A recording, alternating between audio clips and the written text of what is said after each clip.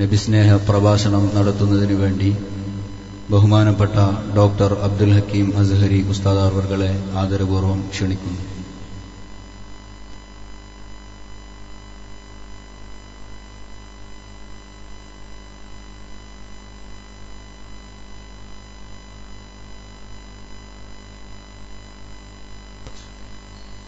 السلام عليكم ورحمة الله تعالى وبركاته. بسم الله الرحمن الرحيم. الحمد لله رب العالمين. اللهم صل على سيدنا محمد وعلى آل سيدنا ومولانا محمد. صلاة وسلاما عليك يا سيدي يا رسول الله صلى الله تعالى عليك وسلم.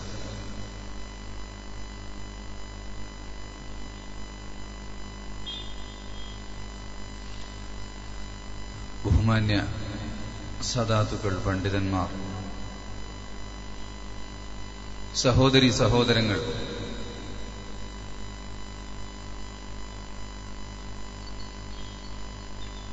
അമാനത്ത് Nagar unit SSF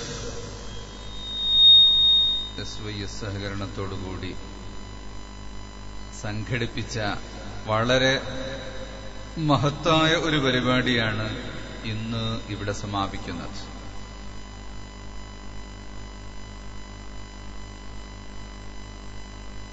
ഈ വേദിയിൽ നബികീർത്തന കാവ്യങ്ങൾ കൊണ്ട് നമ്മെ ഹർഷപുളകിതരാക്കാൻ കേരളത്തിലെ പ്രമുഖരായ കാവ്യ സാമ്രാട്ടുകൾ ഇവിടെ എത്തിച്ചേർന്നിട്ടുണ്ട്. ഏതാനും നിമിഷങ്ങൾക്കകം അവർ വേദിയിലെത്തിച്ചേരും. അതുകൊണ്ട് തന്നെ ഞാൻ കൂടുതൽ നീട്ടി സംസാരിക്കാൻ ഉദ്ദേശിക്കുന്നില്ല. നേരത്തെ ഇവിടെ സൂചിപ്പിച്ചു, നമ്മുടെ നാട്ടുകാരനായ കോയ ആക്സിഡന്റിൽ ആശുപത്രിയിലാണ്. അല്ലാഹു അദ്ദേഹത്തിന് ശിഫ നൽകുമാറാവട്ടെ. എത്ര പ്രയാസമുള്ള രോഗമാണെങ്കിലും അല്ലാഹു തആല ശിഫ നൽകുമാറാവട്ടെ. നമ്മുടെ കുട്ടിയാലി ഹാജി, അദ്ദേഹത്തിനും ചെറിയ ഒരു ആക്സിഡന്റ് പറ്റി ക്ഷീണത്തിലാണ്. അൽഹംദുലില്ലാഹ് അല്ലാഹു ഓവർകം ചെയ്തിട്ടുണ്ടല്ലോ. അല്ലാഹു അദ്ദേഹത്തിനും എത്രയും പെട്ടെന്ന് പൂർണ്ണമായ ശിഫ നൽകുമാറാവട്ടെ. സദസ്സ് അങ്ങോട്ട് കേൾക്കുന്നുണ്ടോ പറയുന്നത്? അങ്ങോട്ടൊന്നും കേൾക്കുന്നില്ല, മൈക്കില്ലാത്തത് കൊണ്ടായിരിക്കും. കുട്ടിയാലി ഹാജി, ഞാൻ SSFന്റെ യൂണിറ്റ് പ്രസിഡന്റും സെക്രട്ടറിയൊക്കെ ആയ കാലത്ത് അന്നേ ഞങ്ങളുടെ കൂടെ പ്രവർത്തിക്കുന്ന ഒരു SSFകാരനെ പോലുള്ള ഒരാളാണ്. അന്ന് കൂടെ ഉണ്ടായിരുന്ന ചെന്നച്ചങ്കണ്ടി അഹമ്മദ് ഹാജിയും ചിരുതങ്കണ്ടി മൊയ്തീൻ കുട്ടിക്കായും രണ്ടുപേരും മരണപ്പെട്ടുപോയി. അള്ളാഹു രണ്ടുപേരുടെയും ഖബറുകളെ സ്വർഗത്തോപ്പാക്കി കൊടുക്കുമാറാവട്ടെ. അതുപോലെ അന്ന് സജീവമായി ഉണ്ടായിരുന്ന നമ്മുടെ മൊല്ലാക്ക അഹമ്മദ് കുട്ടി ഹാജി അവർകൾ, അല്ലാഹു അവർക്കും മഗ്ഫിറത്ത് നൽകുമാറാവട്ടെ. അതുപോലെ നമ്മുടെ മസ്ജിദിന്റെ മഹല്ല് കാരണവന്മാരിൽപ്പെട്ടവരും നമ്മുടെ പള്ളിയുടെ ചുറ്റുഭാഗത്തുള്ള പലരും മരണപ്പെട്ടുപോയി. ഞാൻ ഇവരുടെ മാത്രം പേര് പ്രത്യേകം പറയാനുള്ള കാരണം, അവര് 5 വഖ്തും ഉണ്ടാവുകയും നമ്മുടെ ഒരു സംഘടനയുടെ പ്രവർത്തനങ്ങളിൽ സജീവമായി, വളരെ സജീവമായി ഉണ്ടാവുകയും ചെയ്ത വ്യക്തികൾ എന്ന നിലക്കാണ്. എന്നാൽ മഹലിന്റെ വിഷയങ്ങളിൽ ധാരാളമായി പ്രവർത്തിച്ച ഒട്ടേറെ വ്യക്തികളുണ്ട്.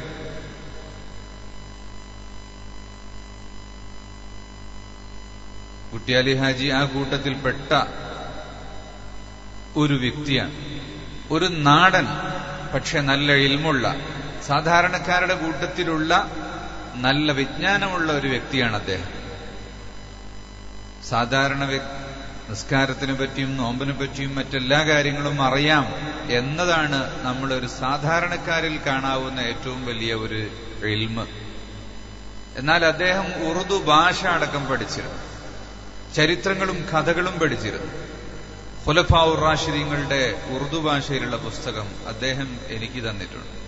പണ്ടെന്നോ അവേലത്ത് സംഘടിപ്പിച്ച ഒരു ഉറുദു ക്ലാസ്സിൽ അന്ന് സംഘടിപ്പിച്ച നല്ല ബുദ്ധിമാനായ ഒരു വ്യക്തിയാണ് അദ്ദേഹം. അല്ലാഹു അദ്ദേഹത്തിന് നല്ല ആരോഗ്യം നൽകുമാറാവട്ടെ.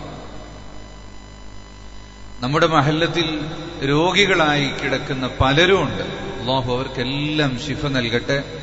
നമ്മിൽ നിന്ന് മരിച്ചുപോയ മുഴുവൻ ആളുകൾക്കും അള്ളാഹു തആല മഗ്ഫിറത്ത് നൽകുമാറാവട്ടെ. ഈ പരിപാടികൾ അൽഹംദുലില്ലാഹ് വർഷങ്ങളായി നമ്മുടെ ഈ മഹല്ലിൽ എന്തായാലും പരിപാടികൾ നടന്നു വരുന്നുണ്ട്. 7 ദിവസവും 4 ദിവസവും ഒക്കെ നീണ്ടു നിൽക്കുന്ന മതപ്രസംഗ പരിപാടികൾ SSFന്റെ കീഴിലാണ് അത് അന്നേ സംഘടിപ്പിച്ചു വരുന്നത്. നാരിയത്തുസ് സ്വലാത്ത് മജ്ലിസും മാസാന്ത ദിക്ർ ഹൽഖയും SYSന് കീഴിലാണ് നടത്തിവരുന്നത്. SYSന് കീഴിൽ തന്നെ സ്ഥാപിച്ചിട്ടുള്ള മഹല്ല് റിലീഫ് സെൽ അതിപ്പോഴും പ്രവർത്തിക്കുന്നുണ്ടല്ലേ? അത് SYSന്റെ കീഴിൽ സ്ഥാപിച്ചിട്ടുള്ള റിലീഫ് സെല്ലാണ്. അത് ഇവിടെ ഇതുപോലെ പല പരിപാടികളും നടത്തി ഇന്നും അൽഹംദുലില്ലാഹ് നാരിയത്തുസ് സ്വലാത്തിന്റെയും മറ്റും മജ്ലിസിലൂടെ അത് നിലനിൽക്കുകയും കഴിവിന്റെ പരമാവധിയുള്ള സഹായങ്ങൾ ജനങ്ങൾക്ക് ചെയ്തുകൊണ്ടിരിക്കുകയും ചെയ്യുന്നുണ്ട്. അഷ്റഫുൽ വറാ ത്വഹ മുഹമ്മദുർ റസൂലുള്ളാഹി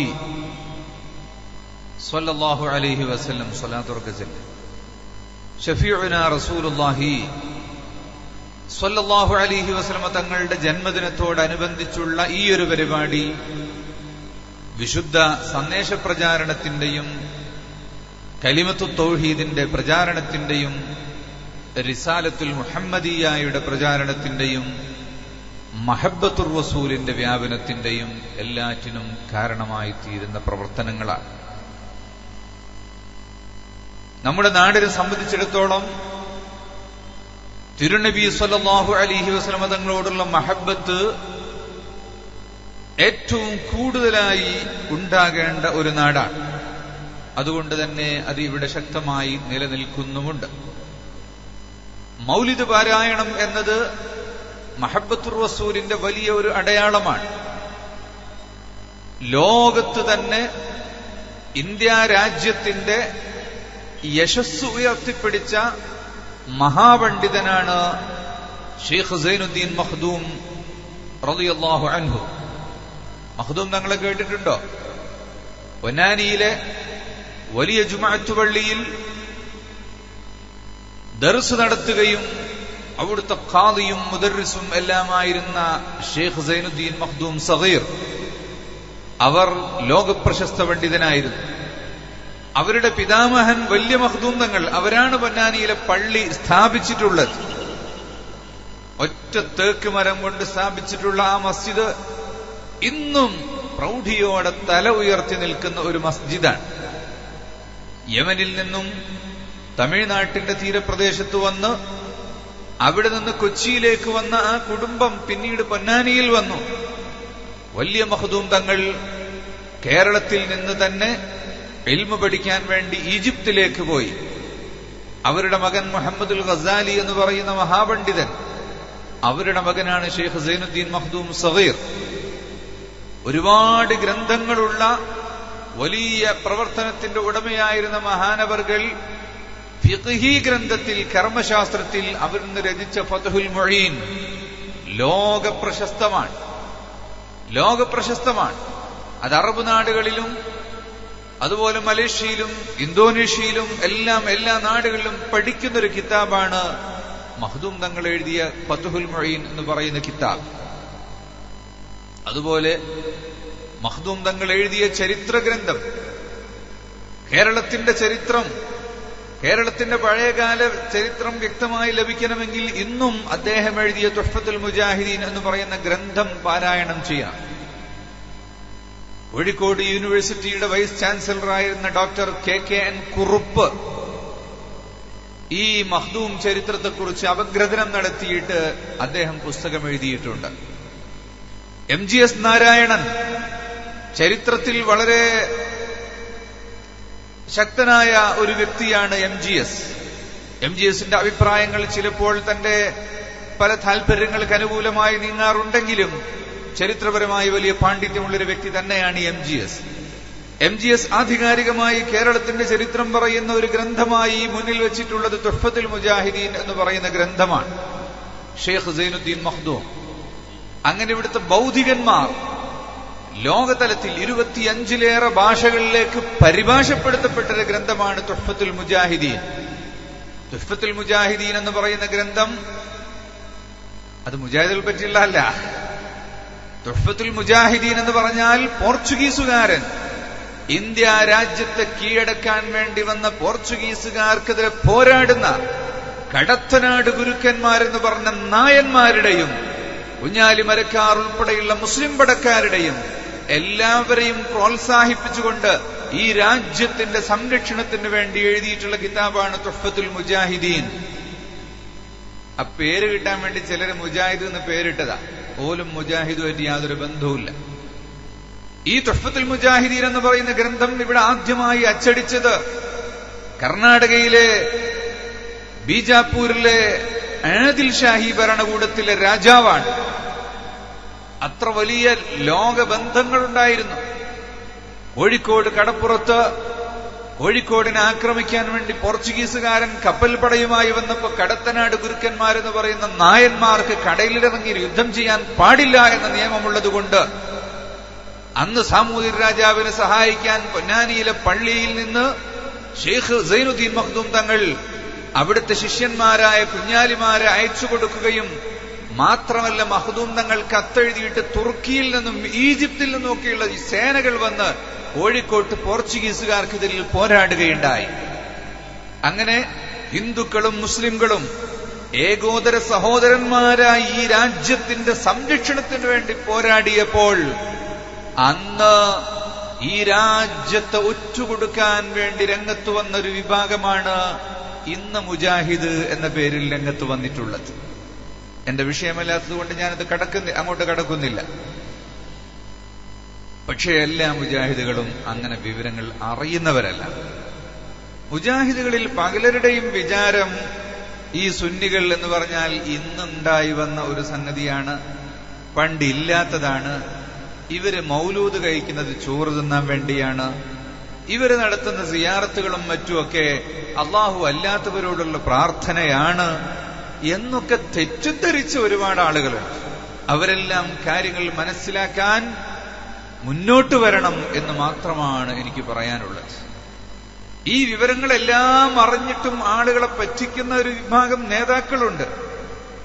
അവർ ഛിന്ന ഭിന്നമായി 2, 3, 4, 5 കക്ഷികളായി ഇങ്ങനെ വേറിട്ട് ഇങ്ങനെ പൊട്ടിപ്പൊളിച്ചുകൊണ്ടിരിക്കുകയാണ്.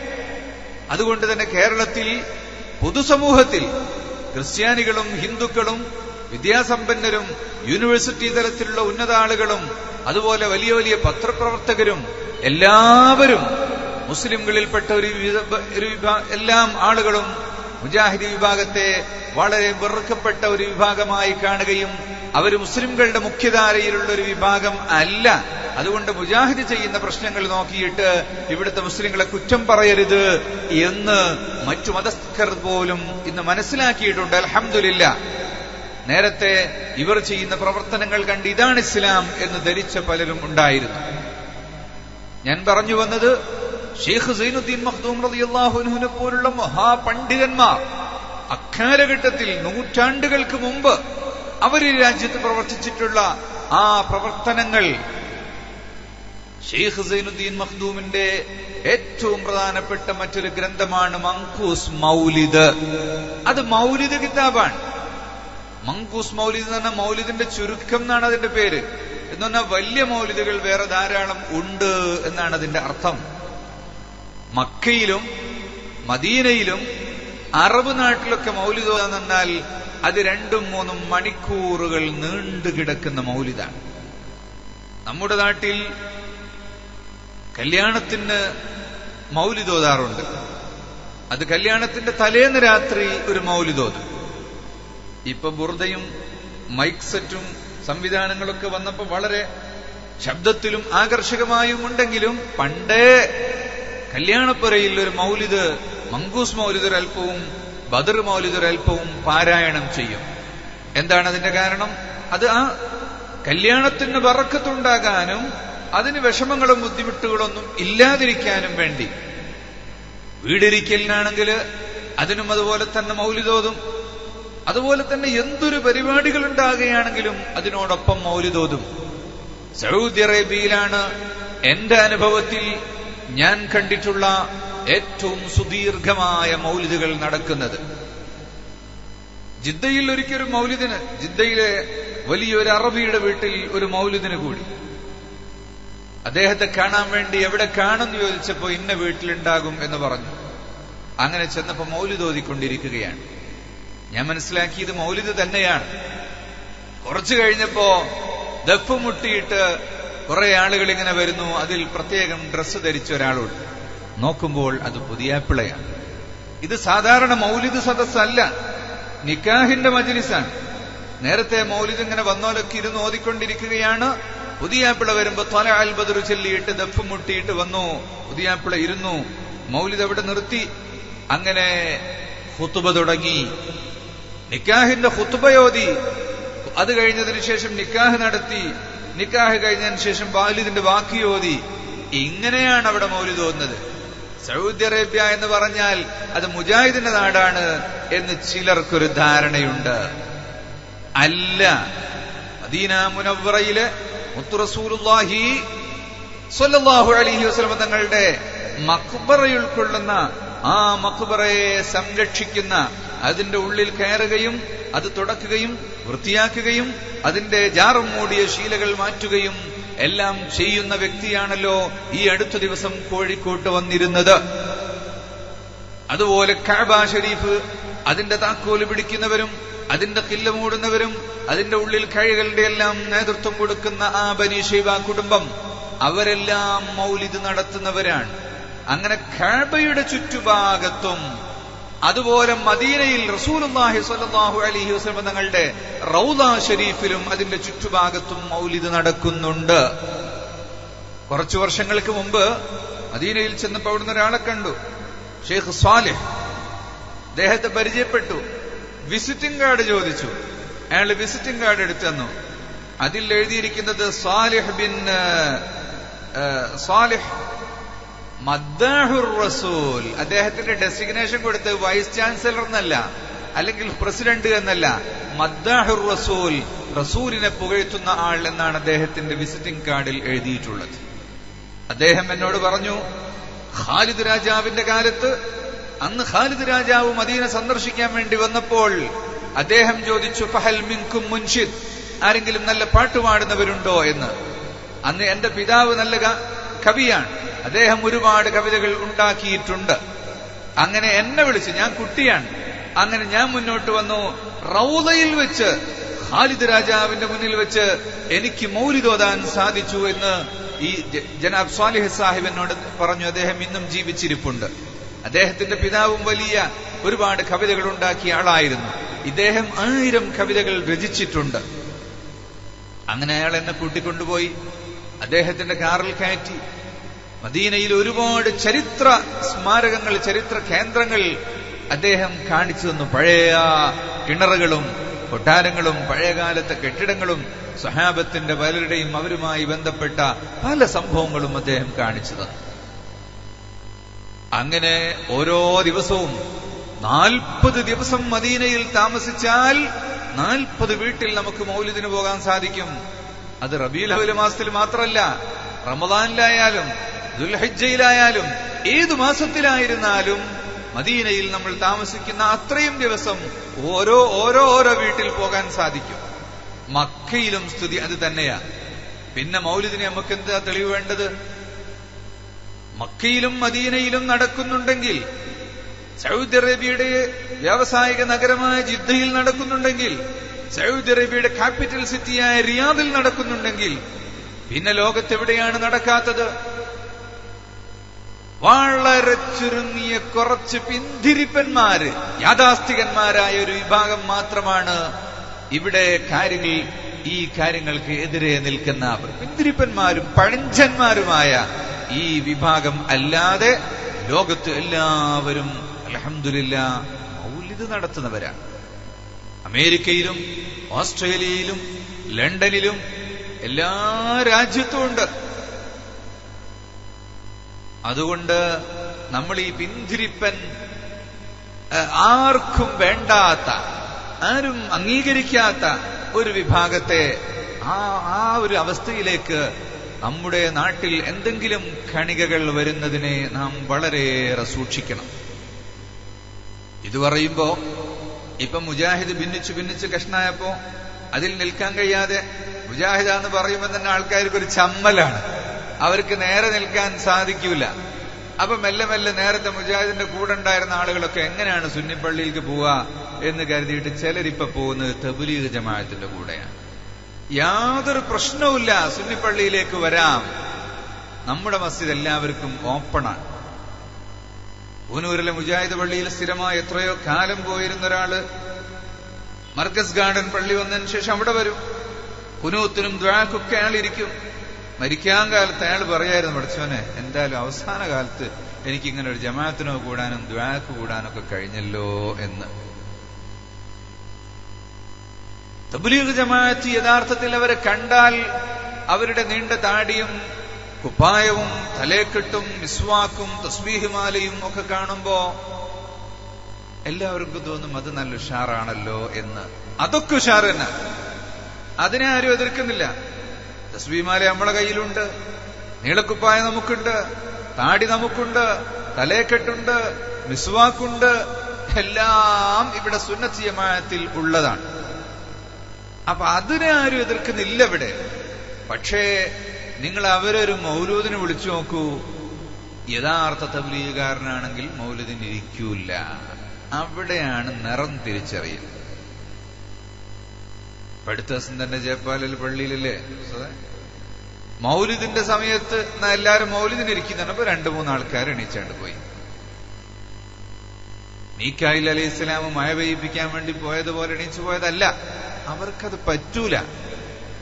എന്നാ ഞങ്ങൾക്ക് യാതൊരു കുഴപ്പമില്ല, ഞങ്ങൾ സുന്നികൾ തന്നെയാണ് എന്നൊക്കെ പറയുന്നവരുണ്ടെങ്കിൽ ഒരൊറ്റ ഹദ്ദാദ് റാത്തീബിന് അവര് ഇരിക്കുമോ? എല്ലാത്തിനും ഇരിക്കണ്ടോ? എന്നാ പിന്നെ ഓലാ ജമാഅത്തല്ലാന്ന് നമ്മൾ പറയേണ്ടിയുള്ളൂ. പോലും ഇവിടെ തന്നെ കൂട്ടെ. എല്ലാം വളരെ സൂക്ഷിക്കണം. ഉമ്മമാര് ശ്രദ്ധിക്കണം, യുവാക്കൾ ശ്രദ്ധിക്കണം. നമ്മൾ എല്ലാ പരിപാടികൾക്കൊന്നും വരില്ല. ഇന്നലെയും മെനയാന്നൊക്കെ ആള് കുറവാ. ഇന്നിപ്പോ പാട്ടുള്ളത് കൊണ്ടാണ് ആളുള്ളത് എന്ന് എനിക്കറിയാം. അതുകൊണ്ട് തന്നെ ഞാൻ നീട്ടി പറയില്ല. ഇൻഷാ അല്ലാഹ് ഉടനെ ഇത് കീർത്തനകാവ്യം ആയതുകൊണ്ട് അൽഹംദുലില്ലാഹ് ഖൈറു. റോട്ടുമേൽ നിൽക്കുന്നവരൊക്കെ ഒന്നും കൊണ്ട് നടന്നിക്ക്.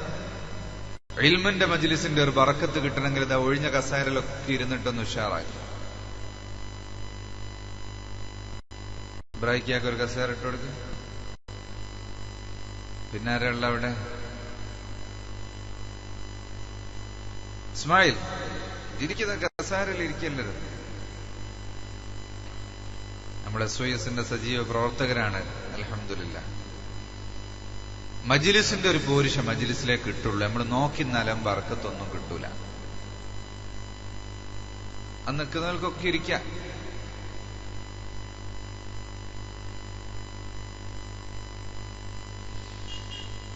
അപ്പൊ നമ്മളുടെ നിയ്യത്ത് വളരെ നന്നാകണം.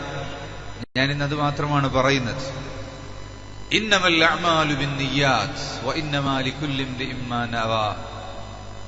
നിയ്യത്ത് നന്നാകണം. അപ്പൊ ഒന്ന് വന്നപ്പോ എല്ലാവർക്കും പാട്ട് കേൾക്കുക എന്നുള്ള ഉദ്ദേശമായാൽ കൂലി കുറഞ്ഞുപോയി. അപ്പൊ എല്ലാവരും നിയ്യത്ത് വെക്കാത്തവരൊക്കെ നിയ്യത്ത് വെച്ചോളി. നബികീർത്തന മദഹിന്റെ മജ്ലിസാകുന്നു, എനിക്കത് കേൾക്കണം, അക്കാരണം കൊണ്ട് മഹബത്ത് വർദ്ധിക്കണം, അതുകൊണ്ട് എനിക്ക് സ്വർഗത്തിൽ പോകണം എന്നെല്ലാവരും നിയ്യത്ത് വെച്ചോളൂ. ഇങ്ങോട്ട് വന്ന കൂലി കുറയുള്ളൂ.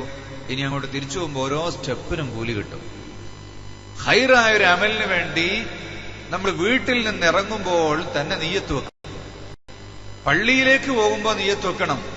ഞാൻ നിസ്കാരത്തിന് പോവുകയാണ്, എനിക്ക് ജമാഅത്തിൽ കൂടാം, തക്ബീറത്തുൽ ഇഹ്റാമോടുകൂടി തന്നെ കിട്ടണം. എനിക്ക് ജഹ്രിയ നിസ്കാരാണെങ്കിൽ പള്ളിയിലേക്ക് വലതുകാല് വെച്ച് കയറണം, പുറത്തേക്ക് വരുമ്പോ ഇടത്തേക്കാല് വെച്ച് ഇറങ്ങണം എന്നിങ്ങനെ എല്ലാ ഖൈറുകളും ചെയ്യണം. അതിനുവേണ്ടിയാണ് ഞാൻ പോകുന്നത് എന്നുള്ളൊരു നിയ്യത്ത് പോരെന്നുണ്ടായാൽ ഇങ്ങോട്ട് വരുമ്പോ ഓരോ സ്റ്റെപ്പ് എടുത്ത് വെക്കുമ്പോഴും ഒരു ദോഷം പൊറുക്കുന്നു, ഒരു ഗുണം വർദ്ധിക്കുന്നു, ഈമാന്റെ ഒരു ദറജ ഉയർത്തപ്പെടുന്നു.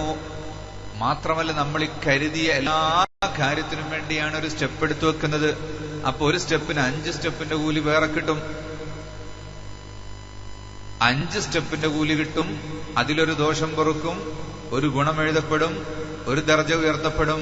അപ്പൊ ഈ 15 ദർജയായി. 6 നിയ്യത്തുണ്ടായാൽ 18 ദർജയായി, 7 നിയ്യത്തുണ്ടായാൽ 21 ദർജയായി. അങ്ങനെ ഓരോ കാര്യം ചെയ്യാൻ പോകുമ്പോഴും നമ്മൾ അതിലുള്ള എല്ലാ നല്ല കാര്യത്തിനും കരുതണം. കൂട്ടത്തിൽ സിഗരറ്റ് വലിക്കുന്ന ആളാണെങ്കിൽ അപ്പൊ കരുതി, ഞാൻ ഈ പോകുന്ന വഴിയിൽ വെച്ചൊന്നും വലിക്കൂല, കാരണം എനിക്ക് മസ്ജിദിലേക്ക് കയറാനുള്ളതാണ്, അവിടെ മലക്കുകൾ വരുന്നതാണ്, അവിടെ മനുഷ്യന്മാരുള്ളതാണ്, അതുകൊണ്ട് എന്റെ ദുർഗന്ധം കൊണ്ട് അവർക്ക് ബുദ്ധിമുട്ടുണ്ടാകാൻ പാടില്ല, എനിക്ക് കൂലി കിട്ടണം. അപ്പൊ അതിനും കൂലി കിട്ടി. അങ്ങനെ പുറത്തിറങ്ങുമ്പോഴൊന്നും വലിക്കാതിരുന്നാൽ പിന്നെ പുരേന്ന് പെണ്ണുങ്ങൾ തീരെ വലിക്കാൻ സമ്മതിക്കൂല. അപ്പൊ അത് തന്നെ പൂർണ്ണമായിട്ട് അങ്ങ് ഇല്ലാണ്ടാവും ചെയ്യും. നിർത്തണമെന്ന് വിചാരിൽ എപ്പോഴും നടക്കും. ഷെയ്ഖ് സുബാഹുദ്ദീൻ റിഫായി മർക്കസ് ഗാർഡനിൽ വന്നപ്പോ കൈ കൊടുക്കാൻ വേണ്ടി എല്ലാവരും ഇങ്ങനെ വന്നു. അപ്പൊ നല്ല വലിക്കുന്ന ഒരാളുണ്ട് നമ്മളെ നാട്ടുകാരനെ, ചിലപ്പോ ഇവിടെ ഉണ്ടാവും, മൂപ്പർക്കറിയാം. നമുക്ക് ആളെ പറയലല്ല ലക്ഷ്യം, സംഭവം പറയലാണ്. അപ്പൊ പറഞ്ഞു, സിഗരറ്റ് വലിക്കുന്ന പോലെ ആരും കൈ കൊടുക്കണ്ടെന്നാണ്. ഇല്ല, ഇനി അങ്ങോട്ട് വലിക്കൂല എന്നാണ്. അന്ന് മുതൽ അദ്ദേഹം നിർത്തി. കാരണം ആ മഹാനെ കൈ പിടിക്കുന്ന ഭാഗ്യം നഷ്ടപ്പെട്ടുല്ലേ. അയാൾക്ക് ഒരു സൂക്കേടും അതിന്റെ പേരിൽ ഉണ്ടായിട്ടില്ല. അങ്ങനെ നാം ശ്രദ്ധിക്കണം. അപ്പൊ നമ്മുടെ നാട് പണ്ടേ തങ്ങന്മാര് വന്നിട്ടുള്ള നാടാണ്. അവരെവിടെ നിന്നാണ് വന്നത്? അവര് മദീനയിൽ നിന്നാണ് വന്നത്. മദീനയിൽ നിന്ന് ഇറാഖിലേക്ക് പോയി, ഇറാഖിൽ നിന്ന് യമനിലേക്ക് വന്നു, ചിലർ റഷ്യയിലേക്ക് പോയി, അവിടെ നിന്ന് പല ഭാഗത്തും ലോകത്ത് വന്നു. അങ്ങനെ വടകര തയ്യിൽ നിന്ന് കാരക്കാട്ടിൽ വന്ന്, കാരക്കാട്ടിൽ നിന്ന് കാന്തപുരത്തേക്ക് വന്ന്, അങ്ങനെ തങ്ങന്മാരുടെ നേതൃത്വം നമ്മുടെ നാട്ടിലുണ്ടായി. നമുക്ക് സുന്നത്ത് ജമാഅത്ത് മനസ്സിലാക്കാൻ സാധാരണക്കാരായ നമ്മെ സംബന്ധിച്ചിടത്തോളം നമ്മൾ ഈ സംശയങ്ങൾ ചോദിച്ചതിന് തെളിവുണ്ടോ, ഖുർആനുണ്ടോ, ആയത്തുണ്ടോ, ഹദീസുണ്ടോ എന്നൊന്നും ചോദിച്ച് മനസ്സിലാക്കാനും പഠിക്കാനൊന്നും ഇനി നമുക്കിട്ട് സമയവുമില്ല. അതൊന്നും പറഞ്ഞാൽ നമുക്ക് മനസ്സിലാകൂല. ഇതിന്റെ അർത്ഥത്തിനൊന്നും തെളിവില്ല എന്നല്ല, അതൊക്കെ വേണ്ടവർക്ക് എല്ലാ കാര്യവും ഉസ്താദുമാര് പറഞ്ഞു തരും. സാധാരണക്കാരായ ആളുകളെ സംബന്ധിച്ചിടത്തോളം ഒരൊറ്റ കാര്യം ചിന്തിച്ചാൽ മതി. ഇവിടെ 60 വയസ്സ് കഴിഞ്ഞ ഒരാളോട് ചോദിച്ചു നോക്ക്, പണ്ടൊക്കെ ഇവിടെ ദീൻ എങ്ങനെയാണ് നടന്നത്?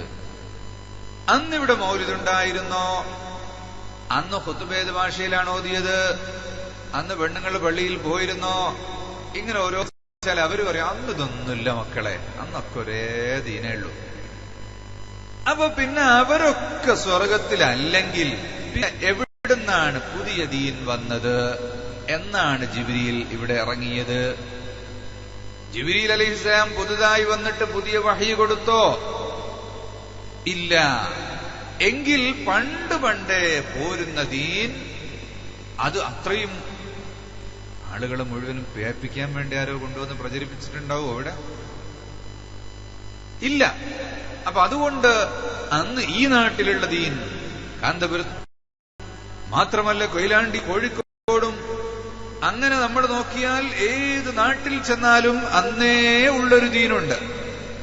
ആ നാട്ടിൽ അക്കാലഘട്ടത്തിൽ തന്നെ സുന്നത്ത് ജമാഅത്തിന്റെ ആളുകൾ പറയുന്ന ഈ കാര്യങ്ങളെല്ലാം പണ്ടേ ഉള്ളത് തന്നെയാണ്.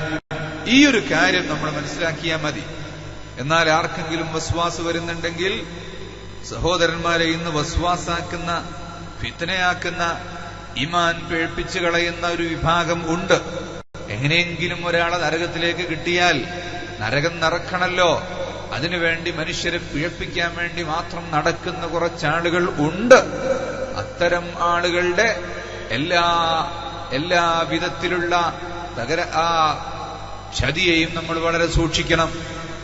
ചിലര് പറയുന്നുണ്ട്, ഇങ്ങനെ നമ്മുടെ ചേപ്പാലിലെ മൂലയിലൊരു സാധനം ഉണ്ടാക്കുന്നുണ്ട്, 2ാം നിലയിലേക്ക് കോണില്ലാത്തൊരു സാധനം ഉണ്ടാക്കുന്നുണ്ട്. അതെന്താ, കൊപ്പറിടാനുള്ള ചേയാണോ? വാർപ്പിന്റെ ചേ ആരോ ഉണ്ടാക്കലുണ്ടോ? അല്ലെ കുറച്ച് കഴിയുമ്പോ അതിനെന്തെങ്കിലും തണ്ടുപണി വരുമോ? അത് പള്ളിയാകുന്നൊക്കെ ചിലർ പറയുന്നുണ്ട്. ഒരിക്കലും അങ്ങനെ ആകൂല. പള്ളിയാകണമെങ്കിൽ ഇവിടെ ഭരണഘടന, ഇന്ത്യൻ ഗവൺമെന്റ് വെച്ചൊരു ബിൽഡിംഗ് കൺട്രോൾ നിയമമുണ്ട്. അതിനെതിരായിട്ട് ആരും നാട്ടിൻ കൂട് പോലെ ഉണ്ടാക്കി പള്ളിയാക്കാൻ ശ്രമിച്ചാൽ ഈ നാട്ടിലെ ജനങ്ങൾ അത് സമ്മതിക്കൂല. നമ്മുടെ നാട്ടിൽ നമ്മളൊക്കെ വീടുണ്ടാക്കുന്നുണ്ട്, നമ്മൾ മതില് കെട്ടുന്നുണ്ട്, ഡ്രൈനേജ് ഉണ്ടാക്കുന്നുണ്ട്, എല്ലാം നമ്മൾ ചെയ്യുമ്പോൾ പഞ്ചായത്തിന്റെ സമ്മതത്തോടെയല്ലേ ചെയ്യുന്നത്. അതുകൊണ്ട് പള്ളിയാണ് പറഞ്ഞിട്ടുണ്ടാക്കിയിട്ടുണ്ടെങ്കിൽ ജില്ലാ കലക്ടറുടെ അംഗീകാരം വാങ്ങിയിട്ടുണ്ടാകും. അല്ലാതെ ആരെങ്കിലും പള്ളിയാക്കാൻ ശ്രമിച്ചാൽ ചുറുചുറുക്കുള്ള യുവാക്കൾ ഇവിടെയുണ്ട്, ഒരിക്കലും അത് സമ്മതിക്കുകയില്ല. സമ്മതിക്കോ? ഇല്ല, ഞങ്ങളത് സമ്മതിക്കൂല. ഇവിടെ നാട്ടിൽ വന്ന് ഫിത്ന ഉണ്ടാക്കേണ്ട യാതൊരു കാര്യവും ഇല്ല. അല്ല, വേറെന്തോ ആണെങ്കിൽ അങ്ങനെ ഉണ്ടാകുകയും ചെയ്തോട്ടെ. ഞാൻ പറയുന്ന കേട്ടിട്ട് നമ്മൾ അങ്ങനെ ആക്കുന്നുണ്ട്. അതുകൊണ്ട് ഇവിടെ നാടിന്റെ നിയമത്തിനെതിരായി പ്രവർത്തിച്ചുകൊണ്ട് ഇവിടെ കുഴപ്പമുണ്ടാക്കാൻ സമ്മതിക്കൂല. ഇവിടെ ഏത് വിഭാഗക്കാരനും പ്രവർത്തിക്കാനുള്ള സ്വാതന്ത്ര്യമുണ്ട്. പക്ഷെ അത് രാജ്യത്തിന്റെ നിയമം പാലിച്ചുകൊണ്ടായിരിക്കണം. ഇവിടെ മുസ്ലിങ്ങൾക്ക് മാത്രമുള്ള നാടല്ല ഇത്. ഇവിടെ ഹിന്ദുക്കൾക്കും ക്രിസ്ത്യാനികൾക്കും എല്ലാവർക്കും ജീവിക്കാനുള്ളൊരു നാടാണിത്. അപ്പൊ അതുകൊണ്ട് എല്ലാ മതക്കാർക്കും ഇവിടെ സ്വാതന്ത്ര്യമുണ്ട്. അതിനിവിടെ ഭരണഘടന വെച്ചിട്ടുള്ള നിയമം ഉണ്ട്. ആ നിയമം അനുസരിച്ചല്ലാതെ ആർക്കുണ്ടെങ്കിലും അതിനിവിടെ എല്ലാ ജനങ്ങളും ചോദ്യം ചെയ്യും, ഇവിടെ ഗവൺമെന്റും ചോദ്യം ചെയ്യും. അഹ്ലുസുന്നത്തി വൽ ജമാഅത്തിന്റെ ഒരു പ്രത്യേകത അതാണ്. അതുകൊണ്ടാണല്ലോ ബ്രിട്ടീഷുകാർക്ക് പോർച്ചുഗീസുകാർക്ക് പോരാടാൻ പള്ളിയിലത്തെ ഉസ്താദാണ് പടയാളികളെ പറഞ്ഞയക്കുന്നത്. സാമൂതിരി രാജാവ് അന്ന് കടലിൽ ഇറങ്ങി യുദ്ധം ചെയ്യാൻ പാടില്ല എന്ന് നായന്മാർക്ക് നിയമമുള്ളത് കൊണ്ട് സാമൂതിരി രാജാവ് അന്നത്തെ മുഖ്യന്മാരോട് പറഞ്ഞു, നിങ്ങളൊക്കെ മുസ്ലിം ആയിക്കോളൂ, എന്നിട്ട് ഈ രാജ്യത്തെ സംരക്ഷിക്കൂ എന്ന്. ഗോവയിൽ പോയിട്ടുണ്ടോ നിങ്ങള്? ഞാനൊരിക്കൽ ഗോവയിൽ പോയി. ഗോവയിൽ നമ്മുടെ ധാരാളം പ്രവർത്തകരുണ്ട്, അവിടെ പള്ളിയുണ്ട്, മതസ്ഥാപനങ്ങളുണ്ട്, കച്ചവടമുണ്ട്. പക്ഷെ അവിടെ ചെന്നപ്പോ അന്ന് മൊബൈൽ ഫോണില്ല. ഒരു ടെലിഫോൺ ചെയ്യാൻ വേണ്ടി ബൂത്ത് അന്വേഷിച്ച് പുറത്തിറങ്ങി എവിടെ നോക്കിയിട്ടും ബൂത്തുകളിലൊക്കെ കള്ളുഷാപ്പിലാണ്. കാരണം അവിടെ നിറയെ കള്ളുഷാപ്പാണ്. കൊടുവള്ളിയിൽ സ്വർണ്ണപ്പീടിയുള്ളതുപോലെ മാഹിയിലെ കള്ളുഷാപ്പ് പോലെ ഗോവയിൽ നിറയെ കള്ളുഷോപ്പാണ്. അവസാനം കള്ളുഷോപ്പിന്റെ മൂലയിലുള്ള ബൂത്തിൽ കയറി ഫോൺ ചെയ്യേണ്ടി വന്നു. ഇപ്പോഴത്തെ കാലത്താണ് ആരെങ്കിലും ഫോട്ടോ എടുത്തിട്ട് കള്ളുഷാപ്പിൽ നിന്ന് ഇറങ്ങി വരുന്നു എന്ന് പറഞ്ഞിട്ട് നമ്മൾ ഫോട്ടോ കൊടുക്കും. അന്ന് മൊബൈലും ക്യാമറ ഇല്ലാത്തതുകൊണ്ട് അല്ലാഹുത്താല നമ്മളെ രക്ഷിച്ചു.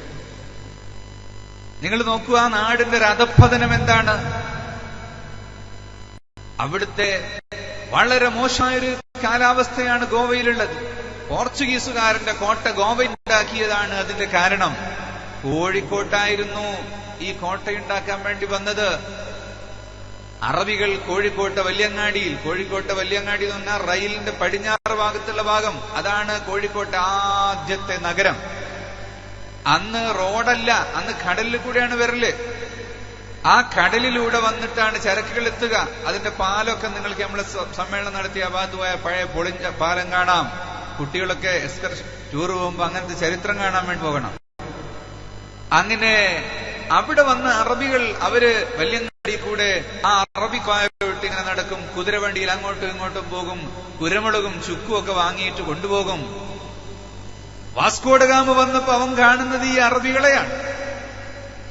വാസ്കോഡഗാമയുടെ കണ്ണ് മഞ്ഞളിച്ചുപോയി. ഇവിടുത്തെ ഹിന്ദുക്കളും മുസ്ലിങ്ങളും എന്തൊരു സ്നേഹമാണ്. അറബികളെ എന്തൊരു സ്നേഹത്തോടെയാണ് ഇവിടുത്തെ ഹിന്ദുക്കൾ സ്വീകരിക്കുന്നത്.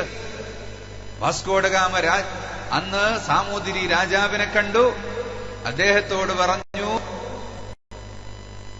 ഈ കുരുമുളകും ചുക്കും ഏലവും കറുപ്പട്ടയും ഗ്രാമ്പുവും ഒന്നും നിങ്ങൾ അറബികൾക്ക് കൊടുക്കണ്ട. ഓല് ഇവിടുന്ന് അറബ് നാട്ടിൽ കൊണ്ടുപോയിട്ട് അവിടുന്ന് പിന്നെ റോമിൽ കൊണ്ടുവന്ന് വിൽക്കാണ്. ഞങ്ങൾ നേരിട്ട് വാങ്ങിക്കോളാം, പൈസ അദ്യം തരാ. സാമൂതിരി അന്നേ മുസ്ലിങ്ങളുമായി ബന്ധപ്പെട്ട് ജീവിച്ച ഒരാളായതുകൊണ്ട് ഒരു മുസ്ലിമിന്റെ സ്വഭാവമാണ് അദ്ദേഹത്തിന്. വഞ്ചിക്കൂല ആരെയും. അദ്ദേഹം പറഞ്ഞു, ഞാൻ ഹിന്ദുവാണ്, അവർ മുസ്ലിങ്ങളാണ്, പക്ഷേ ഞങ്ങൾ തമ്മിൽ നല്ല ബന്ധവും സ്വഭാവവും ഒക്കെ ഞങ്ങൾ സ്വീകരിച്ചിട്ടുണ്ട്. എനിക്ക് വഞ്ചന ചെയ്യാൻ പറ്റൂല. നിങ്ങൾ വേഗം തടിയെടുത്തോളൂ, സലാമത്തായിക്കോളൂ എന്ന് പറഞ്ഞു. ഉടനെ തന്നെ കടലിലിറങ്ങി കൊച്ചി രാജാവിന്റെ അടുത്തും. കൊച്ചി രാജാവും കോഴിക്കോട് രാജാവും തമ്മിൽ എന്ന് അയൽ രാജ്യങ്ങൾ തമ്മിൽ എന്നും എതിർപ്പുണ്ടാവുമല്ലോ. കാരണം നമുക്ക് ലോകത്ത് ഏത് രാജ്യത്ത് പോയാലും പ്രശ്നമില്ല. പാകിസ്ഥാനിലോ ബംഗ്ലാദേശിലോ പോയി വന്നാൽ പിന്നെ പോലീസിന്റെ അന്വേഷണം വളരെ കൂടുതലായിരിക്കും. കാരണം അയൽവാസികൾ തമ്മിൽ സുഖത്തിൽ നിൽക്കാൻ പാടില്ല. അതാണല്ലോ ലോകത്തിന്റെ നിയമം. കൊച്ചി രാജാവിനെ ചെന്ന് പിടിച്ച് മൂപ്പിച്ച്, അതുകൊണ്ട് സാമൂതിരിക്കെതിരെ നമുക്ക് യുദ്ധം ചെയ്യാം എന്ന് പറഞ്ഞു. കിട്ടിയ തഞ്ചം കൊച്ചിയിൽ രാജാവ് പറഞ്ഞു, നമുക്ക് ഒന്നിച്ചാകാം. അങ്ങനെ ആണ് പടക്കപ്പലുമായി കോഴിക്കോട്ടേക്ക് വരുന്നത്. പക്ഷേ അന്നിവിടുത്തെ മൗലിദോതുന്ന പള്ളിയിലെ ഉസ്താദും ഖാദിയും ഖതീബും അവരും ഈ നാട്ടിലെ പഴയ ഹിന്ദുക്കളും ഒന്നിച്ചങ്ങട്ട് ഇറങ്ങി ഓടേണ്ടി വന്നു. അവർ ഗോവയിലേക്ക് പോയി. അതുകൊണ്ടാണ് കോഴിക്കോടിന്റെ ആ ഒരു പാരമ്പര്യവും നന്മയും നിലനിൽക്കുന്നത്. നിങ്ങൾക്കറിയോ, ഇവിടെ നവോത്ഥാനം കൊണ്ടുവന്നത് ഞങ്ങളാണ് എന്ന് പറഞ്ഞൊരു വിഭാഗം രംഗത്ത് വരുന്നുണ്ട്. അക്ഷരം അറിയുമായിരുന്നോ ഇവർക്ക്? അക്ഷരം പഠിക്കരുതെന്ന് പഠിപ്പിച്ചവരാണവർ. ഇവിടെ മലയാളം എഴുതാൻ അക്ഷരം ഇല്ല, അറബി അക്ഷരം ഉപയോഗിച്ചാണ് എഴുതിയത്. മലയാള സാഹിത്യത്തിലെ ആദ്യത്തെ ഗ്രന്ഥം ഏതാണ്? മുഹീദ്ദീൻ മാലയാണ്. മലയാള സാഹിത്യത്തിലെ ആദ്യത്തെ പുസ്തകം മുഹീദ്ദീൻ മാലയാണ്. അന്ന് എഴുത്തച്ഛൻ അക്ഷരം ഉണ്ടാക്കിയിട്ടില്ല മലയാളത്തിന്. അന്ന് അറബിയിലാണ് എഴുതുന്നത്. കോഴിക്കോട്ടെ ഖാദിയായ ഖാദി മുഹമ്മദ് അവർകളാണ്. കോഴിക്കോട്ടത്തൂറ തന്നിൽ പിറന്നോവർ കൊർവ ഇതൊക്കെയും നോക്കിയെടുത്തോവർ ഖാദി മുഹമ്മദ് പേരുള്ളോവർ. ഖാദി മുഹമ്മദ് എന്ന് പറയുന്ന അവര് അന്ന് അറബി അക്ഷരം ഉപയോഗിച്ചിട്ട് മലയാളത്തിൽ എഴുതി. അതുകൊണ്ടല്ലേ മുസ്ലിങ്ങൾക്ക് ഇവിടെ സാക്ഷരത വരുന്നതിന്റെ ഒക്കെ മുമ്പ് തന്നെ മുസ്ലിങ്ങൾക്ക് എല്ലാവർക്കും അക്ഷരം അറിയാം. കാരണം അറബി അക്ഷരം അറിയാം. അറബിയിലാണ് അന്ന് ഗ്രന്ഥങ്ങൾ ഉണ്ടാക്കിയത്. 500 ചില്ലാനും ഗ്രന്ഥങ്ങൾ അറബി മലയാള സാഹിത്യത്തിലുണ്ട്. ഇന്നിപ്പോ അമേരിക്കയിൽ നിന്നും ലണ്ടനിൽ നിന്നൊക്കെ അത് പഠിക്കാൻ വേണ്ടി സാഹിത്യകാരന്മാരും സാഹിത്യകാരികളും ഗവേഷണത്തിന് വരികയാണ്. അപ്പോഴാണ് നമ്മുടെ ഈ പഴഞ്ചൻ സമൂഹം പറയുന്നത്, ഇതൊന്നും പാടില്ല, ഞങ്ങളുണ്ടാക്കിയതാണ്, ഞങ്ങളിതാണ് പഠിപ്പിച്ചത് എന്ന്. പണ്ടതൊക്കെ പറയാമായിരുന്നു. ഇന്ന് ലോകത്ത് എവിടെ നടന്നാലും അങ്ങോട്ടും ഇങ്ങോട്ടും കാണുന്നൊരു കാലമാണ്. അതുകൊണ്ട് തന്നെ സുന്നത്ത് ജമാഅത്ത് ലോകത്തെല്ലാ സ്ഥലത്തുള്ളൊരു പ്രസ്ഥാനമാണെന്ന് ജനങ്ങൾക്കറിയാം. അതിവിടെ മറച്ചു വെക്കാൻ കഴിയില്ല. പണ്ട് ഇവരുടെ കയ്യിൽ പണമുണ്ട്, 4 വിദ്യാഭ്യാസമുള്ളവരുണ്ട്. അതുകൊണ്ട് ജനങ്ങളും ധരിച്ചിരുന്നു പണമുള്ളവരും വിദ്യാഭ്യാസമുള്ളവരൊക്കെ ഇവരുടെ കൂടെയാണ്. അൽഹംദുലില്ലാ, നമുക്ക് പണം ആവശ്യമില്ല. പക്ഷേ പണമുള്ളവനും വിദ്യാഭ്യാസമുള്ളവനും അന്തസ്സ് വേണം. അന്തസ്സ് വേണമെങ്കിൽ സുന്നത്ത് ജമാഅത്തിന്റെ കൂടെ നിൽക്കണം എന്ന് മനസ്സിലാക്കിയിട്ട് അൽഹംദുലില്ലാ തെറ്റുതിച്ചുപോയ ആളുകളൊക്കെ തിരിച്ചു വരികയാണ്. അതുകൊണ്ട് നമ്മളുടെ ഈ ഒരു കൊച്ചു ഗ്രാമത്തിനുള്ളിൽ, അല്ലെങ്കിൽ ചിലർക്ക് SSLC പാസ്സായാൽ അല്ലെങ്കിൽ TTC ഒന്ന് പാസ്സായ ഒരു മാഷായി കഴിഞ്ഞാൽ മതി, ഞാൻ വലിയ വിദ്യാഭ്യാസമുള്ളവനാണ് എന്നുള്ള ധാരണ ഇന്നതൊക്കെ പോയി. ഇന്ന് 3 വയസ്സായ കുട്ടികൾ കമ്പ്യൂട്ടർ ചലിപ്പിക്കുന്നത് കണ്ടാൽ നമ്മളിവിടെ BEdും MAയും കഴിഞ്ഞവരാണെങ്കിൽ പോലും കുട്ടികളോട് നമുക്ക് വിജയിക്കാൻ കഴിയില്ല. ചെറിയ കുട്ടികൾ വലിയ വിദ്യാസമ്പന്നരായി ഉയർന്നു വന്നു. അവർ വിരൽ തുമ്പിലൂടെ മക്കയിൽ നടക്കുന്ന മൗലിദ് പുറത്തെടുക്കും. അപ്പൊ ഇവിടെ മാഷയ്ക്ക് യാതൊരു ചാൻസും ഉണ്ടാവില്ല. അതുകൊണ്ട് നാം വലിയ വിദ്യാസമ്പന്നരാണെന്ന് തോന്നിയിട്ട് നടക്കുന്നതിന് പകരം ഞങ്ങളൊന്നും വിവരമില്ലാത്തവരാണ്, ഇനിയും എത്രയോ പഠിക്കാനുണ്ട്, ഇനിയും എത്രയോ അറിയാനുണ്ട് എന്ന് ചിന്തിച്ചുകൊണ്ട് നാം നമ്മുടെ പാരമ്പര്യത്തെയും പഴമയെയും കളയാതെ സൂക്ഷിക്കണം. കീർത്തന കാവ്യങ്ങളാണ് ഇവിടെ നടക്കാൻ പോകുന്നത്. മർക്കസ് ഗാർഡനിൽ ദഅവ കോൺഫറൻസിനോടനുബന്ധിച്ച് ഇതുപോലുള്ളൊരു മജ്‌ലിസ് സംഘടിപ്പിച്ചിരുന്നു. അന്ന് നമ്മുടെ നാട്ടുകാരും പാടി, പലരും വന്ന് പാടിയിട്ടുണ്ട്. അന്ന് നമ്മൾ പറഞ്ഞിട്ടുണ്ട്, ഈ പാട്ട് നമ്മൾ കേൾക്കുന്നത് നല്ല നിയ്യത്തിലായിരിക്കണം, നബികീർത്തനമാണ് എന്ന നിയ്യത്തോടുകൂടിയാകണം. ഉണ്ടാക്കുന്നതും അങ്ങനെ തന്നെ. അന്ന് കേരളത്തിലെ പഴയ പാട്ടുണ്ടാക്കിയ വലിയ പലരും വന്നു. അന്ന് അതിനുശേഷം അക്കൂട്ടത്തിൽപ്പെട്ട പലരും പറഞ്ഞു, എന്താണ് പാട്ടുണ്ടാക്കുന്നത് എന്നുള്ള ഒരു ബോധം എനിക്ക് അന്നാണ് ഉണ്ടായത്. പാട്ടുകാരനായതുകൊണ്ട് കോർവയുണ്ടാക്കാൻ കഴിയുന്നതുകൊണ്ട് അങ്ങനെ ഉണ്ടാക്കിപ്പോയി. പക്ഷെ അന്നൊന്നും ഇതൊരു നബികീർത്തനത്തിന്റെ മഹത്വം, അതിലെനിക്ക് കൂലി കിട്ടുമല്ലോ എന്നുള്ള മഹബത്ത് ഞാൻ ചിന്തിച്ചിട്ടില്ല. പാട്ടുണ്ടാക്കി കൊടുക്കും, അതിനെന്തെങ്കിലും പൈസ കിട്ടും, അല്ലെങ്കിൽ ഞാൻ തന്റെ ഒരു കല പുറത്തു കൊണ്ടുവരാനുള്ള അതിൽ കവിഞ്ഞ്.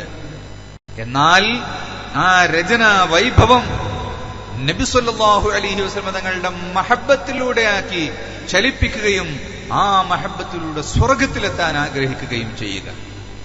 ഇൻഷാ അല്ലാഹ് ഇവിടെ പാടുന്ന ഓരോ കീർത്തനങ്ങളും ഇവിടെ ചൊല്ലുന്ന മൗലിദുകളും എല്ലാം നാം വളരെ ആ ഒരു നല്ല ഇബാദത്താണ് എന്ന നിയ്യത്തോടുകൂടി മാത്രം കേൾക്കുകയും അത് ആസ്വദിക്കുകയും അതിലൂടെ ഈമാൻ വർദ്ധിച്ചു കിട്ടാൻ വേണ്ടി നമ്മൾ പ്രാർത്ഥിക്കുകയും വേണം.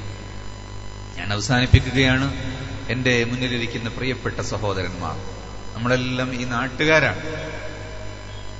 ഈ അമാനത്ത് നഗറിലും പരിസരത്തും സാദാത്ത് നഗറിലും സ്നേഹപുരത്തും അങ്ങനെ കാന്തപുരത്തും ഈ പരിസരത്തുള്ള ആളുകളാണ്.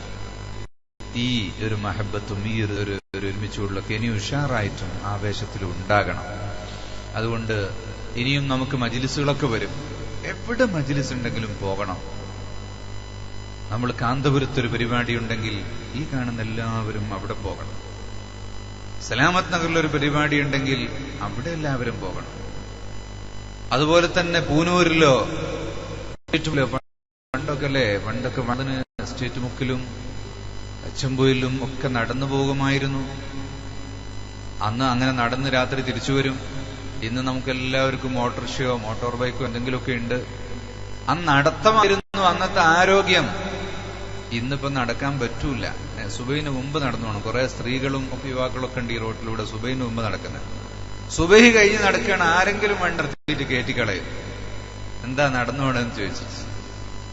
അതുകൊണ്ട് നമ്മൾ ചെറുപ്പക്കാർ നമ്മുടെ നാട്ടിന്റെ ആ പഴമയും പാരമ്പര്യവും നിലനിൽക്കണമെങ്കിൽ പ്രത്യേകിച്ച് യുവാക്കൾ, യുവത്വത്തിന്റെ മനസ്സിലുള്ള വാർദ്ധക്യമുള്ളവരും എല്ലാവരും നമ്മൾ എല്ലാ സ്ഥലത്തുള്ള പരിപാടികൾ അന്വേഷിച്ച് അവിടെയൊക്കെ പോയി ആ നാട്ടുകാരും ഈ നാട്ടുകാരും എല്ലാവരും തമ്മിൽ പരസ്പരം ലിങ്കും ബന്ധവും ഉണ്ടാവണം.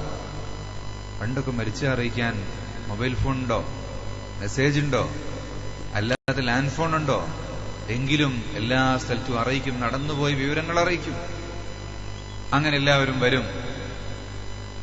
ഇന്ന് മയ്യത്തിന്റെ വീട്ടിലുള്ള കർമ്മങ്ങളായാലും അതൊരു ചടങ്ങ് മാത്രമായി. മയ്യത്ത് കാണാൻ വേണ്ടി ഇങ്ങനെ നിൽക്കും,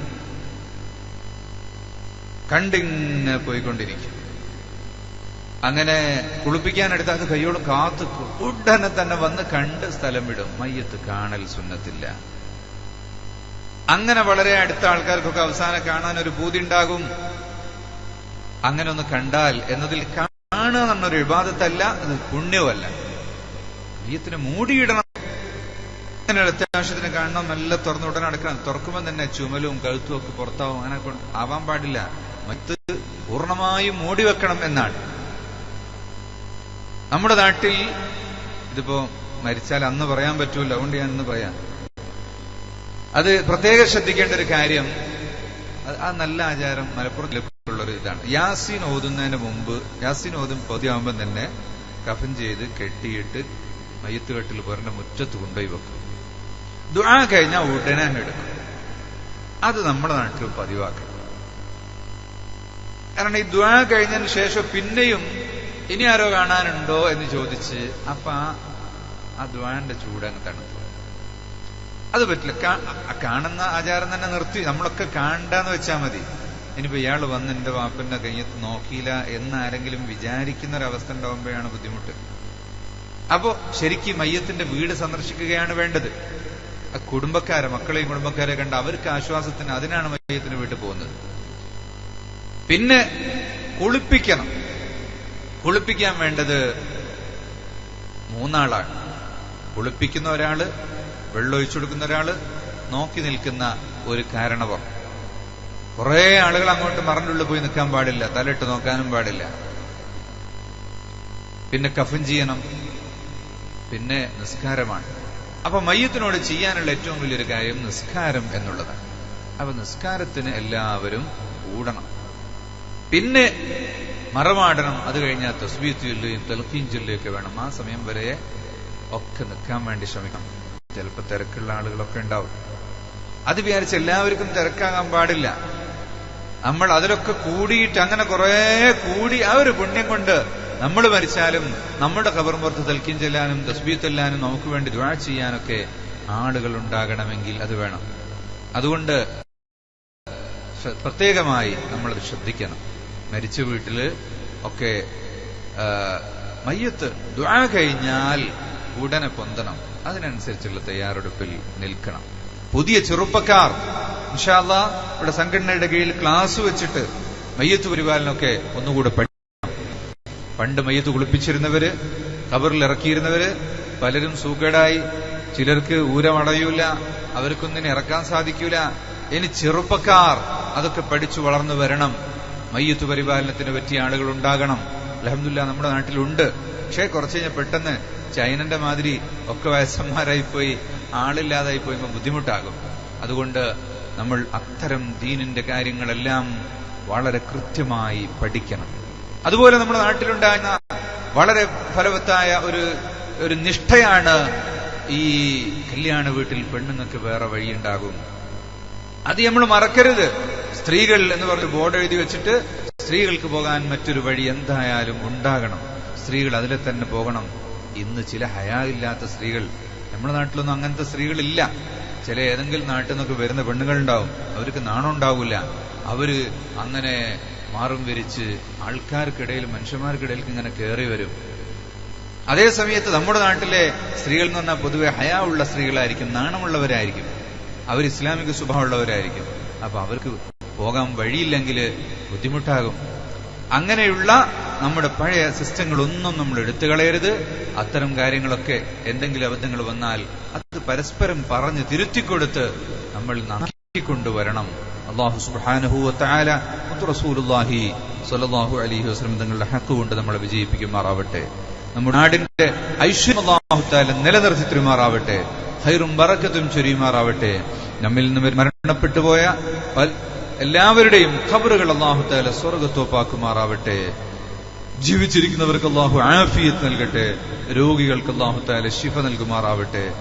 ആവശ്യങ്ങളുള്ളവർക്ക് അല്ലാഹു പൂർത്തിയാക്കി തരട്ടെ. കടങ്ങൾ അല്ലാഹു തആല വീട്ടി തരുമാറാവട്ടെ. മക്കളില്ലാത്തവർക്ക് അല്ലാഹു തആല മക്കളെ പ്രദാനം ചെയ്യട്ടെ. വിവാഹപ്രായമെത്തിയ പെൺകുട്ടികൾക്ക് നല്ല ഭർത്താക്കന്മാർ അല്ലാഹു തആല നൽകുമാറാവട്ടെ. ആൺകുട്ടികൾക്ക് അല്ലാഹു തആല നല്ല ഭാര്യമാരെ നൽകുമാറാവട്ടെ. വീടില്ലാത്തവർക്ക് പടച്ചവനെ നീ എത്രയും പെട്ടെന്ന് വീടുണ്ടാക്കി തരണം റഹ്മാനെ. ജോലിയില്ലാത്തവർക്ക് ജോലി നൽകണം റഹ്മാനെ. പ്രയാസങ്ങൾ അകറ്റിത്തരണം റഹ്മാനെ. റബ്ബേ, ഞങ്ങളെ അഹ്ലുസുന്നത്തി വൽ ജമാഅത്തിന്റെ വക്താക്കളായി ജീവിച്ച് ഈമാനോടെ മരിച്ച് സ്വർഗത്തിൽ ഒരുമിച്ച് കൂടുന്ന മുത്തഖീങ്ങളിൽ ഞങ്ങളെ പെടുത്തണം റഹ്മാനെ. اللهم بحق ذاتك وصفاتك واسمائك وبحق جميع الانبياء والأولياء الصالحين. ബഹുമാനപ്പെട്ട തങ്ങളവറുകൾ നമ്മെ നേരത്തെ ഉണർത്തുകയുണ്ടായി. ഈ കൊച്ചു പ്രവർത്തകരുടെ ഈ സംരംഭം അൽഹംദുലില്ലാഹ് ഇന്ന് നിറയെ ആളുകൾ വന്നതുകൊണ്ട് വലിയ സന്തോഷമുണ്ട്. ഈ പരിപാടികൾക്ക് ആവശ്യമായ മുഴുവൻ സഹായവും നമ്മൾ കൊടുക്കുന്നതിന് പുറമെ ഒരു വർഷം അങ്ങോട്ട് പ്രവർത്തിക്കാനുള്ള എല്ലാ സഹായവും നമ്മൾ ചെയ്യണം. റിസാല വാരികയും സുന്നി വോയിസ് ഫോർട്ട്നൈറ്റ്ലിയും നമ്മുടെയൊക്കെ വീട്ടില് വരുത്താൻ വേണ്ടി നമ്മൾ ശ്രമിക്കണം. നമ്മുടെ ദർസുണ്ട് ഇവിടെ, അൽഹംദുലില്ലാഹ് വലിയൊരു ഭാഗ്യമാണ്. നമ്മുടെ നാട്ടിൽ പണ്ടേ ദർസ് ഇല്ല. കാന്തപുരത്താണ് വലിയ ദർസ് ഉണ്ടായിരുന്നത്. അവിടുന്നാണ് നമ്മുടെ കുട്ടികൾ ഭക്ഷണം കഴിക്കാൻ വന്നിരുന്നത്. നമുക്ക് ഏതാനും വർഷങ്ങളായി ഇവിടെ തന്നെ നല്ലൊരു ദർസ്, അൽഹംദുലില്ലാഹ് അത് നിലനിൽക്കണം. അപ്പൊ അതിനുവേണ്ടി നമ്മളെല്ലാവരും കൂട്ടമായി യത്നിക്കണം. വളരെ പ്രമുഖനായൊരു പണ്ഡിതനാണ് ബഹുമാനിയായ ഹുസൈൻ മുസ്ലിയാർ. അങ്ങനത്തെ ഒരാളെ നമുക്ക് കിട്ടിയത് തന്നെ വലിയ ഭാഗ്യം. അങ്ങനത്തെ മുതഅല്ലിമുകൾ ചിലര് സ്കൂളിൽ പഠിക്കാൻ പോകുന്നുണ്ട്, ചിലർക്ക് അതിനെക്കുറിച്ച് അറിയാത്തതുകൊണ്ട് അതിപ്പോ പറ്റുമോ എന്നുള്ളൊരു തോന്നലുണ്ട്. സ്കൂളിൽ പോകണം, മുതഅല്ലിമീങ്ങൾ തന്നെയാണ്. പണ്ട് കാലത്ത് നമ്മളെ പള്ളിയില് കണക്ക് പള്ളിയിൽ നിന്നാണ് പഠിക്കുക, ജിയോഗ്രഫി പള്ളിയിൽ നിന്നാണ് പഠിക്കുക, ആസ്ട്രോണമി പള്ളിയിൽ നിന്നാണ് പഠിക്കുക. കാന്തപുരത്തെ പള്ളിയിലൊക്കെ നിങ്ങൾ പോയപ്പോ കണ്ടിട്ടുണ്ടാവും, മരത്തിന്റെ ഒരു ഉരുണ്ട പന്ത് ഉണ്ടാവും. കണ്ടോല്ലേ? കണ്ടോല്ലാരുണ്ടോ രസമാര്? അതെന്താണത്? ഗ്ലോബാണ്. അത് പഠിക്കണം. ഒന്ന് സ്കൂളിൽ പോകണം. അപ്പൊ സ്കൂളിൽ പോയിട്ട് ഗ്ലോബൊക്കെ പഠിച്ച് ഇവിടെ വന്നിട്ട് നഹ്വും സർഫും ഫിഖ്ഹും അഖീദയും പഠിക്കുക. എത്ര പഠിക്കാനേ സമയം ഉണ്ടാവുള്ളൂ. അപ്പൊ പള്ളിയിൽ നിന്ന് ഖുലാസത്തുൽ ഹിസാബ് എന്ന കണക്ക് പഠിച്ചിരുന്നു, റൂഖ്ലൈദിസ് എന്ന് പറഞ്ഞ എഞ്ചിനീയറിംഗ് പഠിച്ചിരുന്നു, തശ്രീഹുൽ അഫ്ലാഖ് എന്ന വാനശാസ്ത്രം, അങ്ങനെ എല്ലാം പള്ളിയിൽ നിന്നാണ് പണ്ട് പഠിക്കൽ. അപ്പൊ അത് സ്കൂളിൽ പോയി പഠിച്ച് വീണ്ടും ഇങ്ങോട്ട് വരും. അതുകൊണ്ട് സ്കൂളിൽ പഠിക്കുന്നവരും കോളേജിൽ പഠിക്കുന്നവരും എല്ലാം മസ്ജിദിൽ മഗ്രിബ് ഇശാവും സുബ്ഹിക്ക് എവിടെ ഉണ്ടാവും? അവര് കിതാബ് ഓതും, അവര് ദുആ ചെയ്യും. പിന്നെ പള്ളിയിലും സ്കൂളിലും കോളേജിലും പോകുന്നതോടൊപ്പം തലപ്പാവ് ധരിച്ച് വെള്ളവസ്ത്രം ധരിച്ച് അങ്ങനത്തെ ഒരു സമുദായം വളർന്നു വരികയല്ലേ നമുക്ക് വേണ്ടത്? എന്നാലല്ലേ ഈ മാഷായി പോകുമ്പോ വിവരമില്ലാതെ വാലുമുറിഞ്ഞു പോകുന്നത് ഒഴിവാക്കാൻ നമുക്ക് സാധിക്കുകയുള്ളൂ. അതുകൊണ്ട് നമ്മൾ ആ ദർസിനെ നന്നായി പരിപോഷിപ്പിക്കാൻ അല്ലാഹു തൗഫീഖ് നൽകുമാറാവട്ടെ എന്ന് ദുആ ചെയ്തുകൊണ്ട് വാക്കുകൾ അവസാനിപ്പിക്കുന്നു. അസ്സലാമു അലൈക്കും വറഹ്മത്തുള്ളാഹി വബറകാതുഹു.